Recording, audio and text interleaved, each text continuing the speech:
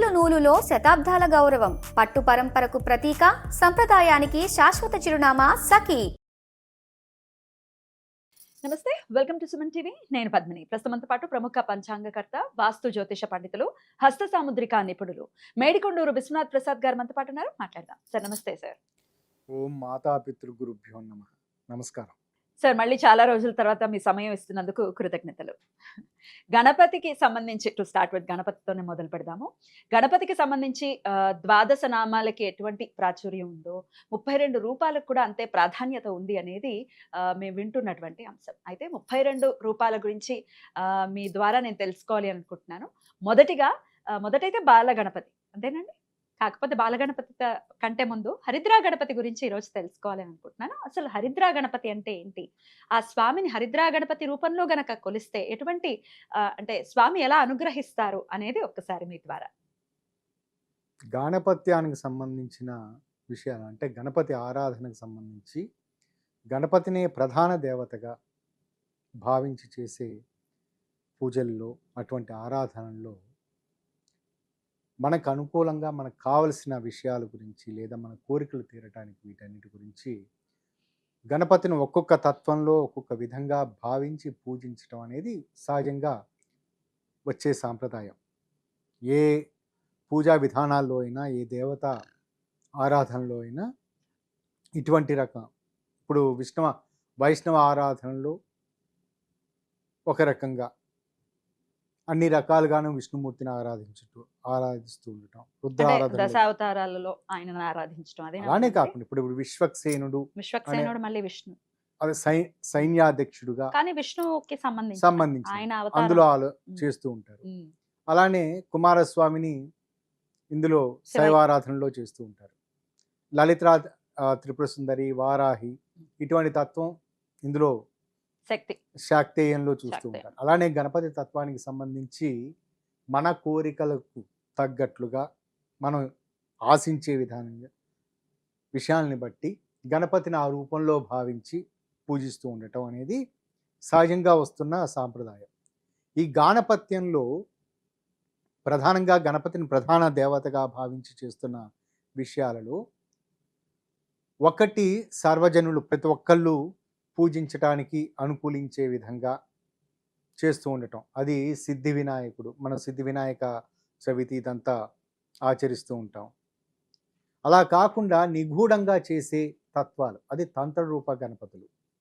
తంత్రరూప గణపతుల్లో సాత్వికంగా చేసే తంత్రరూప గణపతి హరిద్రా గణపతి.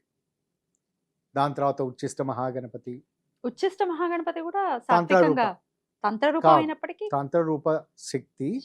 అది ఇక్కడ చెప్పదలుచుకున్న విషయం, హరిద్రా గణపతి తంత్ర రూపంలో ఉన్న సాత్విక తత్వం, అందరూ ఆచరించగలిగే పూజించగలిగే ఒక తంత్రం అని చెప్పదలుచుకున్న అంటే విషయం ఏమిటంటే దీన్ని మరికొంత ఎక్కువగా సాధన చేయటం.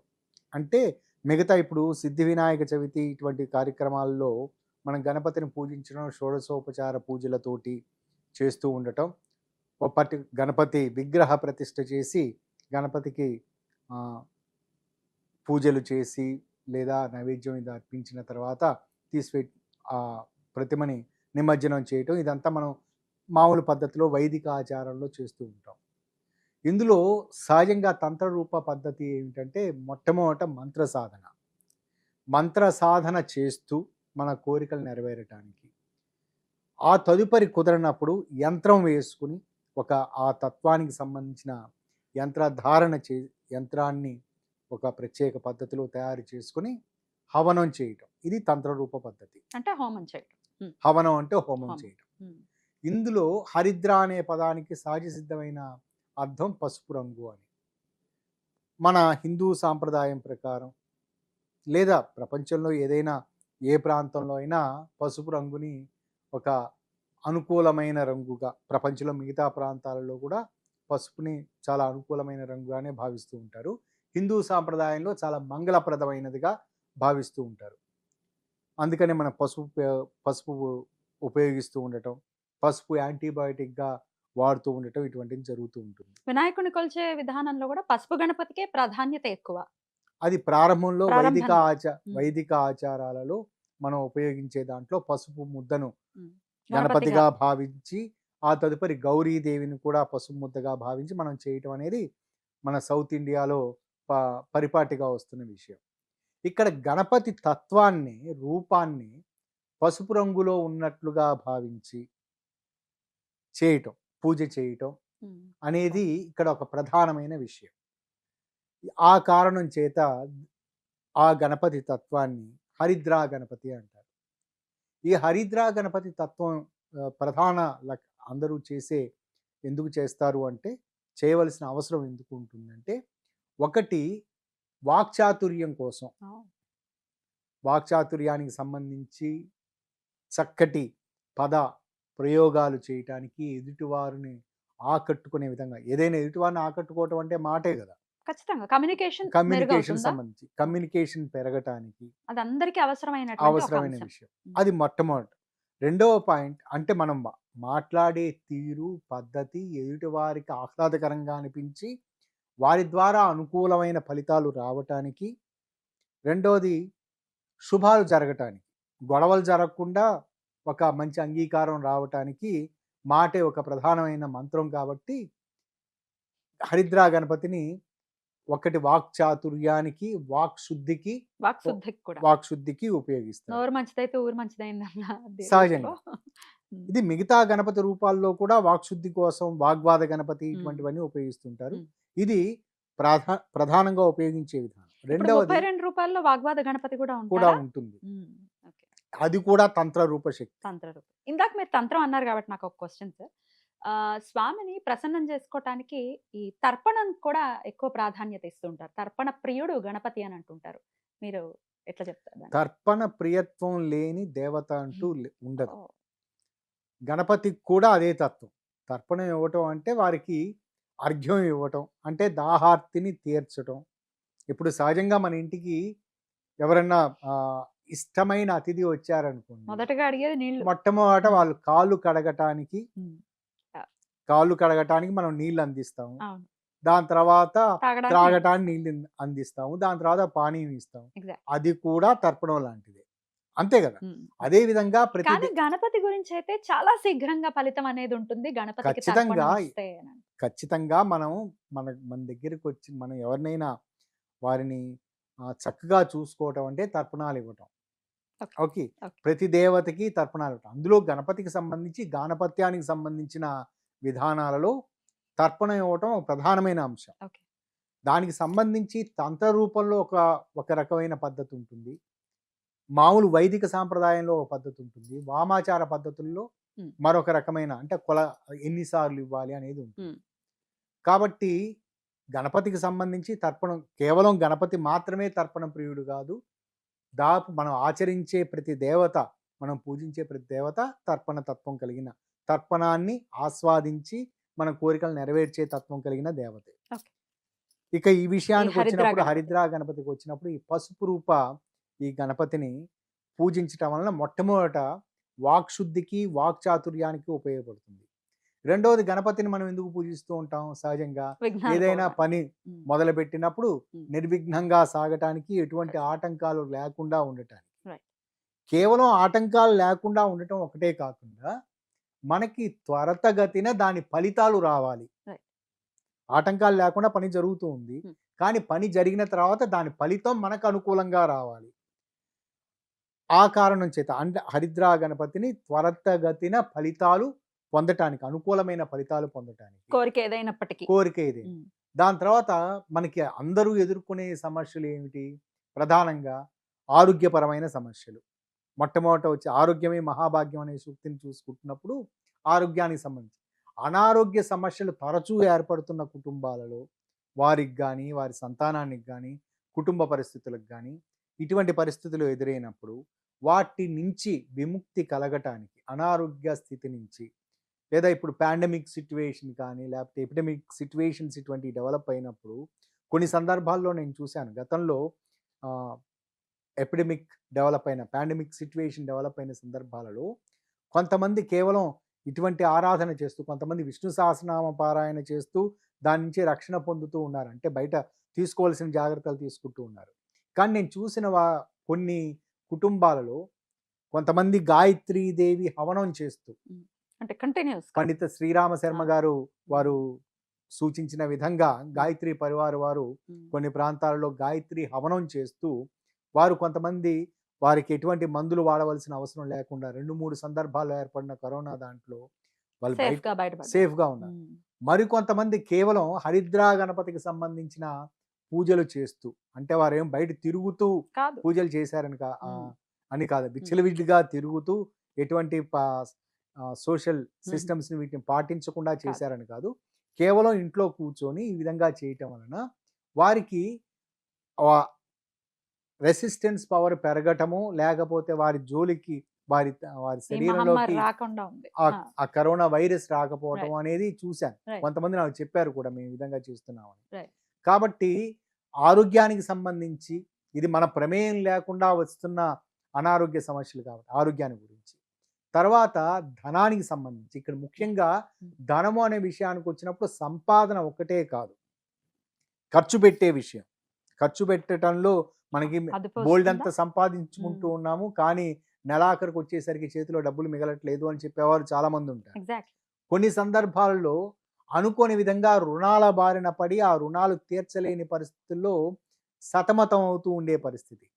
కాబట్టి రుణనాశానికి కూడా ఇక్కడ హరిద్రా గణపతి ఉపయోగపడుతుంది. దాని తర్వాత మంగళ కార్యాలు, కుటుంబంలో సంతానానికి సంబంధించో లేకపోతే తమకు సంబంధించో వారికి వివాహ జాప్యతలు ఇటువంటి, లేదా సంతానానికి సంబంధించి సంతానం కలగటం గురించి, వీటన్నిటి గురించి కూడా హరిద్రా గణపతి ఉపయోగపడుతుంది.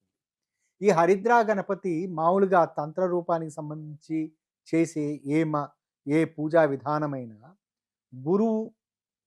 గురువు ద్వారా మంత్రాన్ని తీసుకుని దాన్ని సాధన చేయటం, దానివల్ల మంచి ఫలితాలు ఉంటాయి. కానీ ఇక్కడ ప్రత్యేకత ఏమిటంటే సాత్విక రూపంలో సాత్విక తత్వంగా ఉన్న ఈ గణపతి తత్వానికి సంబంధించి, హరిద్రా గణపతికి సంబంధించి చేయవలసిన పూజా విధానంలో మొదట ఒక మామూలుగా మనం ఈ సిద్ధి వినాయక చవితి రోజు మనం ఎలా చేస్తామో ఆ విధంగా ఒక మట్టి రూపాన్ని లేదా మరొక ఏదైనా లోహ రూపాన్ని ఏదైనా తీసుకోండి, ఒక చిన్నది. మరీ చాలా మట్టి రూపం అయితే పెద్దది తీసుకోండి, కానీ లోహ రూపంలో ఉండే 3D ఇమేజ్ ఏది తీసుకున్నా చిన్నదే తీసుకోండి. అది చిన్నది తీసుకుని ఆ చిన్న ప్రతిమని తీసుకుని ఆ ప్రతిమకి ముఖ్యంగా పసుపు అనేది ఇక్కడ మనం హరిద్రా అని అనుకున్నాం కాబట్టి పసుపు వర్ణంతో అలంకరణ చేసి, పసుపుతోటి ప్యూర్ పసుపుతోటి అలంకరణ చేసి పసుపు వస్త్రాలు కప్పి దాని తర్వాత మనం గరిక వీటన్నిటిని ఉపయోగించి ప్రధానంగా మోదకాలు స్వామివారికి చాలా ఇష్టం అని కాబట్టి వాటితోటి ప్రతిష్ఠ చేసుకుని ఈ మంత్రాన్ని మామూలుగా షోడశోపచార వైదిక సాంప్రదాయం అంటే వైదిక సాంప్రదాయం అంటే మనం రెగ్యులర్గా చేసే పూజా విధాన సాంప్రదాయం. ఒక రూపాన్ని ఎదురుగా పెట్టుకొని, ఇటువంటి గణపతి తత్వాన్ని ఎదురుగా పెట్టుకొని దాన్ని వారి కోరిక తీరేంత వరకు, ముఖ్యంగా నేను ఎక్కువ సందర్భాలలో నేను సజెస్ట్ చేస్తూ ఉన్నది 48 రోజులు ప్లస్ 48 రోజులు అని చెప్తుంటాను. 96 రోజులు మీరు చేస్తూ ఉండండి, మీ కోరిక తీరుతుంది అని. ఈ తత్వానికి సంబంధించి సహజంగా ఈ హరిద్రా గణపతికి సంబంధించి చేసే పూజా విధానాలలో మొదటి 21 రోజుల్లోనే దాని అనుకూలమైన ఫలితాలు రావటం చాలా సందర్భాల్లో చూశాను. కాబట్టి ఒక చిన్న ప్లేట్ తీసుకుని అందులో కొంచెం బియ్యం పోసి ఆ బియ్యంలో ఈ ప్రతిమని ఉంచి, ఇది ఎప్పుడెప్పుడు చేయాలనుకుంటే సహజంగా వారంలో బుధవారం రోజున ఇది చేయటానికి గణపతికి సంబంధించి అనుకూలమైన రోజు. రెండవది మనకి 2 పక్షాలలో శుక్లపక్షంలోను కృష్ణపక్షంలోనూ వచ్చే చవితి తిథులు ఇది గణపతికి సంబంధించి. శుక్లపక్షంలో వచ్చే చవితిని మనకు వినాయక చవితిగా అనుకుంటాము. దాని తర్వాత కృష్ణపక్షంలో వచ్చే చవితిని దాన్ని మనం సంకష్టహర చతుర్థి అనుకుంటాం. కాబట్టి ఈ 2 రోజుల్లో వాళ్ళకి అనుకూలమైన రోజు. కానీ ఆ రోజు మొదలు పెట్టుకుని కంటిన్యూస్ గా మంత్రం అయితే చేసుకోవాలి. ఆ రూపాన్ని ఎదురుగా పెట్టుకుని ప్రతిరోజు ఈ పూజా విధానం ప్రతిరోజు పూజ చేయాల్సిన అవసరం లేదు. ఒక్కరోజు స్టార్ట్ చేసి గణపతి రూపాన్ని ఎదురుగా పెట్టుకొని పసుపుతోటి అది మనం ప్రతిసారి వచ్చిన ప్రతిరోజు పూజ మొదలు పెట్టేటప్పుడు అక్కడ హరిద్ర అనే పేరు ఉమ్. మనం ఉన్నది కాబట్టి పశువు రూపంలో ఉంటుంది కాబట్టి ఉమ్. కొంచెం పసుపుని పసుపు వేసి అక్కడ ఉంచి ఉమ్. జపమాల ఉమ్. తీసుకుని, ఏది జపమాల సహజంగా నేను ఎవరికి జపమాల సజెస్ట్ చేయను, ఎందుకంటే కాన్సన్ట్రేషన్ డీవియేట్ అవుతుంది అన్న ఉద్దేశంతో ఆ మంత్రం చదవటానికి 108 సార్లు చదవటానికి పట్టే సమయాన్ని అంచనా వేసుకుని, ఆ సమయానికి ఉదాహరణకి 9 నిమిషాలు పట్టిందని అనుకుందాం, 10 నిమిషాలకి సెల్ ఫోన్ని అలారం అలారం చేసేసుకుంటే పెట్టుకొని Yeah. ఫ్లైట్ మోడ్లో పెట్టుకొని ఆ స్విచ్ అది వచ్చేంత వరకు, అలారం వచ్చేంత వరకు ఆ మంత్రాన్ని చదువుకుంటూ ఉండటం. ప్రతిరోజు ఆ విధంగా చేయటం వలన రోజుకు 108 సార్లు ఆ విధంగా చొప్పున 48 రోజులు ప్లస్ 48 రోజులు అది వాళ్ళు కంటిన్యూస్గా చేస్తూ ఉండటం వలన మొదటి 21 రోజుల్లోనే ఫలితం వారికి అనిపిస్తుంది. ఈ మంత్రం చేయటం, ఈ పూజా విధానం Okay. చేయటం వలన అనుకూలమైన ఫలితాలు వస్తున్నాయని అనిపిస్తాయి. Right. కొన్ని సందర్భాల్లో వాళ్ళు అనుకున్న పనులు అయిపోవటం అనేది జరుగుతుంది, కానీ ఆపొద్దు. అయిపోయిన తర్వాత కూడా అయిపోయిన తర్వాత 96 డేస్ అనేది కంప్లీట్ బహుశా చేయాలి. ఆడవాళ్ళు చేస్తున్నారు అనుకున్నాం, వారికి అడ్డంకి ఉన్న రోజులు మాత్రం తీసేసి మిగతా రోజుల్లో కౌంట్ చేసుకుంటూ ఆ విధంగా చేయండి. కంప్లీట్ చేసిన రోజు మళ్ళీ పూజ ఏమైనా చేసి అవసరం లేదు. కంప్లీట్ చేసిన తర్వాత సహజంగా మనకు కొంచెం gratitude. ఉద్యాపన చేసే సందర్భంలో మనం ఏం చేస్తూ ఉంటాము, ఆ. సహజంగా ప్రసాదం కొంచెం ఎక్కువ వినియోగం చేసి అవును. ప్రసాదాన్ని పెట్టి అది మన బంధుమిత్రులకి పంచుకోవటం, దగ్గర వాళ్ళకి పంచుకోవటం చేస్తుంటాం. ఇక్కడ కూడా మోదకాలను తయారు చేసి ఆ మోదకాలను నివేదన చేసి అందరికీ పంచడం. ఇందులో గరికను ఉపయోగించటం, ఇది కూడా చాలా గరికను ఉపయోగించి పూజ చేయటం. అంటే మంత్ర జపానికంటే ముందే గరికని స్వామివారికి అర్పించి ఆ తదుపరి ఒకవేళ పూజ 48 డేస్ అయిపోయిన తదుపరి వారు దాన్ని అంతటితోటి ఆపాలనుకుంటే, ఒకవేళ అది మట్టి వినాయకుడు అయిన సందర్భాలలో మనం సిద్ధి వినాయక చవితి రోజు ఏ విధంగా చేస్తున్నామో అదే విధంగా నిమజ్జనం చేయటం. కానీ రెగ్యులర్గా చేయాలని అనుకున్న సందర్భాల్లో మన ఇంట్లో ఉండే చిన్న లోహపు విగ్రహాన్ని పెట్టుకొని చేయటం. ఇందులో ప్రధానంగా మొట్టమొదట ధ్యానం చేయటం. ఈ ధ్యానం అనేది ఇప్పుడు ఆ మంత్రం చెప్తాను. ఇందులో ధ్యానం ప్రతిసారి చేయటం, దాని తర్వాత సంకల్పం, జప వినియోగం ఎందుకు చేస్తున్నాము అని సంకల్పం చెప్పుకోవటం, ఆ తదుపరి 32 బీజాక్షరాలు కలిగిన ఒక మంత్రం ఇది చేయటం. ఈ క్రమం చేసిన తర్వాత తదుపరి మీరు మొట్టమొదటి అడిగారు చూసారా, అర్ఘ్యప్రియుడు అని అన్న తర్పణం, అర్ఘ్యానికి సంబంధించి తర్పణ ప్రియుడు అని. తర్పణం ఆ విధంగా పూజ అయిపోయిన తర్వాత తర్పణాన్ని ఎదురుగుండా ఒక చిన్న ప్లేట్ పెట్టుకుని ఆ ప్లేట్లో తర్పణం వదలటం. ఇది నీళ్ళు 2 దోసిళ్లతో తర్పణం వదలటం అనేది ఎప్పుడు ఒకటి కుడి చేతిలో ఎడమ చేతి నుంచి నీరు పోసుకుంటూ తర్పణం వదలటం ఒక సాంప్రదాయం, లేదా ఒక చేతిలో నీరు ఇలా పట్టుకొని 2 చేతులతోటి ఇలా వదలటం సాంప్రదాయం. గణపతి రూపాన్ని తలుచుకుంటూ ఆ విధంగా తర్పణాన్ని వదలటం వలన ఒకసారి చాలు, రోజుకోసారి అయిపోయిన తర్వాత వారు చేసిన మంత్ర జపం అయిపోయిన తర్వాత గణపతి రూపాన్ని తలుచుకొని చేయటం. అలా కాకుండా ఇంకా ఎక్కువ సందర్భాలలో తర్పణం వదలాలి అని అనుకున్న పరిస్థితుల్లో వారి దగ్గరలో ఉన్న గురువులను, మంత్రశాస్త్రం వీటన్నిటి గురించి తెలిసిన వారి ద్వారా ఉపదేశం పొంది వారి ద్వారా ఆదేశం తీసుకుని వారు చేయటం మంచిది. ఇప్పుడు మీకు గణపతి ధ్యానాన్ని వివరిస్తాను, ధ్యాన మంత్రాన్ని చెప్తాను.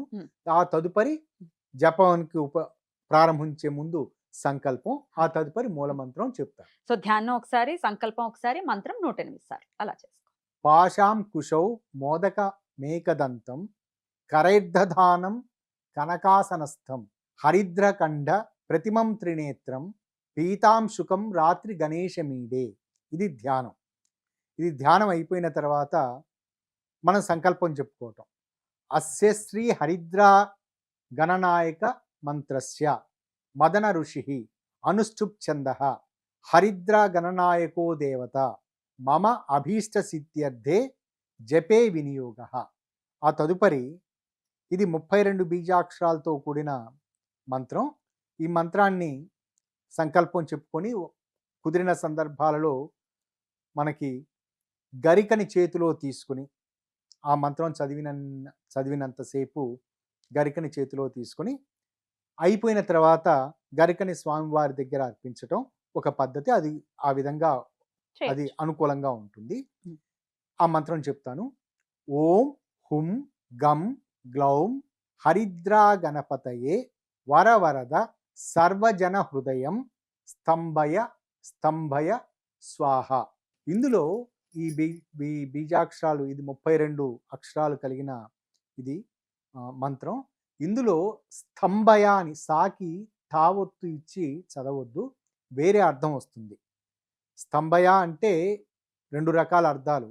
ఒకటి స్తంభయ అంటే అలానే ఆగి- ఆగిపోవటం అనేది. ఆగిపోవటం. స్తంభయ అంటే ఆకర్షణ అని కూడా వస్తుంది. కాబట్టి ఇందులో బీజాక్షరాలను సంబంధించి అమరికలో స్తంభయ అనే విధంగా పెట్టినట్లయితే ఆ చక్కటి అనుకూలమైన ఫలితాలు ఉంటాయి. Right. ఒకవేళ సాకి ఒత్తుతా గనక ఇచ్చినట్లయితే ఆ స్తంభయ అని స్తంభయ. ఉమ్. అర్థం మారుతుంటుంది. బీజాక్షరాల పొందికలో సరైన అమరిక ఉండదు, ఉండదు. సరైన ఫలితం ఉండదు. సో జాగ్రత్తగా చేయాల్సి ఉంటుంది. అద్భుతం సార్, చాలా బ్యూటిఫుల్ గా ఎక్స్ప్లెయిన్ చేశారు సార్. హరిద్రా గణపతి, అసలు గణపతి 32 రూపాయలు, అసలు ప్రాధాన్యత ఏమిటి, లేకపోతే ఎలా చేసుకోవాలి, ఎందుకోసం చేసుకోవాలనేది తెలియనటువంటి పరిస్థితి. చాలా చక్కటి వివరణ అనేది అందించారు. నెక్స్ట్ వీడియోస్ లో మిగిలిన గణపతుల గురించి కూడా మీరు చెప్తే తెలుసుకుంటాం. Thank you so very much sir. నమస్తే. నమస్కారం.